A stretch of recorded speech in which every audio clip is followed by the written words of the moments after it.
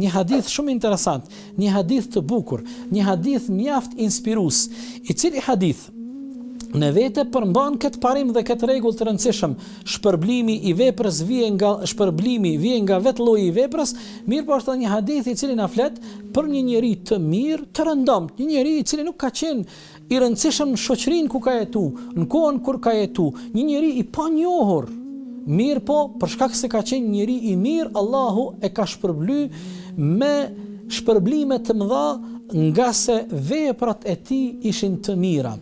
Transmetohet nga pejgamberi sa në hadithin i cili gjendet në koleksionin e vërtet të Imam Muslimit se një njeri derisa ishte duke punuar në tokën e tij, një bujk i thjesht derisa ishte duke punu në tokën e tij, e dëgjon një zë i cili buron dhe del nga një re, do thotë rret në qiell, një zë del nga një re dhe nga ajo re del zëri ku dëgjohet, ky njeri dëgjon duke ai zë thot kështu. Shko, domethënë i thuhet asaj reje, shko dhe ujite me shi me ujë tokën e filanit. Dhe me të vërtet kjo është diçka e çuditshme, e habitshme, nga se ne e dim se rret nuk kanë zo në kuptimin e asaj që të flasin me njerëzit.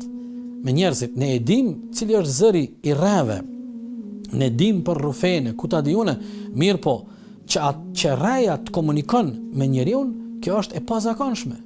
Madje nuk ndodh kjo. Mirë po, ndonjëherë Allahu i Madhreshëm i thën dhe bën përjashtim në ligjet e tij kozmologjike.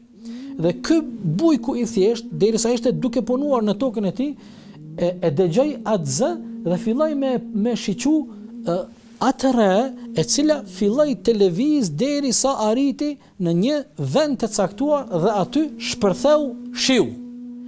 Dhe ky bujku filloi të ecë në drejtim të shiut derisa arriti pikërisht tek ajo parcel e asaj toke e cila tokë ujitej me atë shi.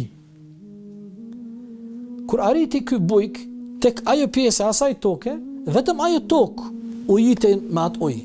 E pa një njeri dhe i tha: "Të lutem më fal. Si ta thon emrin ty? Si ke emrin?" Ai i tha: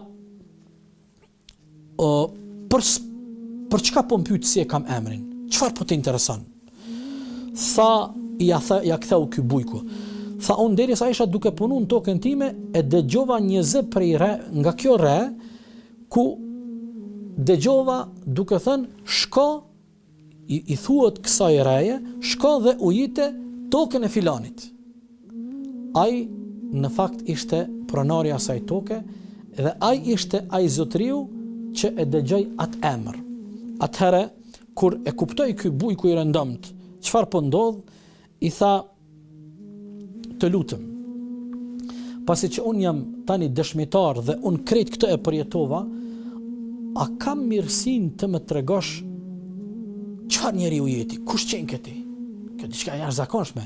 Çfarë vepra të mira ke ti që unë jam dëshmitar dhe përjetova diçka të jashtëzakonshme."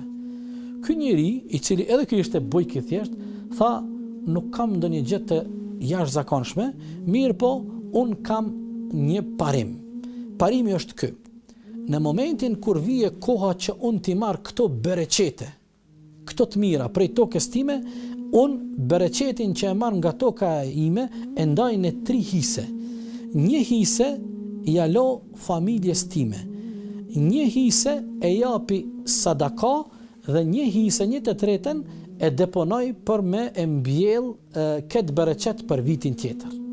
Do të thotë, shiqoni të nderuar vëllezër, ky njeri gjatë tërë jetës tij, sa herë e ka punu tokën e tij dhe sa herë ka ardhur momenti me e marr bereqetin nga toka e tij, kështu ka vepruar. Do të thotë, krejt atë bereqet dhe krejt ato të mira, ato rendimente që i ka marr nga toka e tij, i ka nda në 3 pjesë.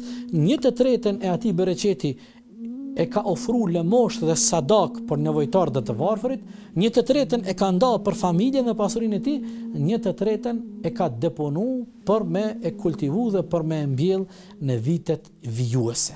Në të thotë, kjo vepër e mirë dhe kjo mirësi që ky njeri ka jap sadakan në këtë formë, ka bo që toka e tij të privilegjohet, që toka e tij të jetë e veçantë prej gjitha tokave tjera.